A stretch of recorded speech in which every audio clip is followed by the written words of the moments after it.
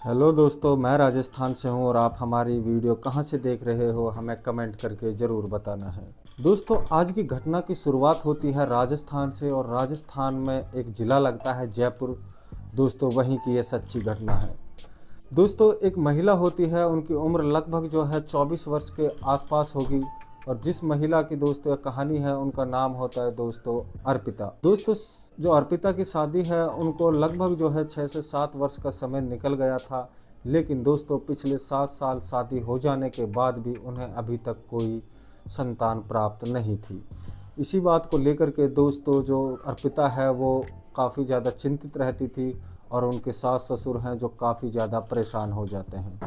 और दोस्तों, अर्पिता की जो सासू होती है वो तो काफ़ी ज़्यादा जो अब नाराज़ रहने लग जाती है। लेकिन उसके बाद दोस्तों अर्पिता की सासू है वह अर्पिता से ससुर के साथ में एक प्लान बनाती है और उस प्लान के अंदर वह अपने पति से कहती है, देखो बेटा, तुमसे तो कुछ हो नहीं रहा है संतान की प्राप्ति। अगर तुम्हें अपनी बहू को घर में रखना है तो तुम्हें अपनी बहू के साथ एक रात गुजारनी होगी।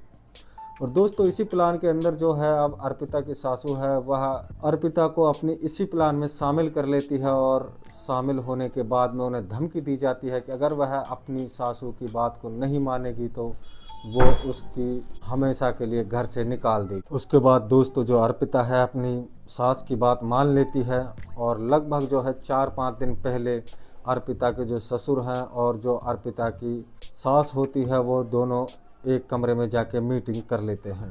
क्योंकि दोस्तों अर्पिता का जो पति था वो कंपनी में काम किया करता था, लगभग 2-3 दिन में महीने में केवल 1-2 बार ही घर आता था। दोस्तों, जैसे ही वो ससुर अपनी बहू के साथ में कमरे में जाता है तो वह बिल्कुल अकेली थी। लेकिन दोस्तों, जैसे ही रात के लगभग 11 बजे के आसपास समय होता है तो दोस्तों जो अर्पिता की सास होती है वह अपने पति यानी उनके ससुर को उनके कमरे में भेज देती है। और दोस्तों उसके बाद में जाने के बाद में जो उनका ससुर होता है उसके सामने वह शर्मा रही थी। लेकिन दोस्तों जो अर्पिता को यह नहीं पता था कि जो मेरा ससुर है वो मेरा क्या हाल करेगा, जो हाल मेरे पति भी कभी नहीं किया होगा। दोस्तों जो होता कुछ ऐसा है कि जब अर्पिता का ससुर है उनके पास में जब नज़दीक जाता है और जब जाने के साथ में वह उसके साथ में कार्यक्रम करने लगता है तो लगातार जो है वो 3 से 4 घंटे तक उसको जो है हिलाता है।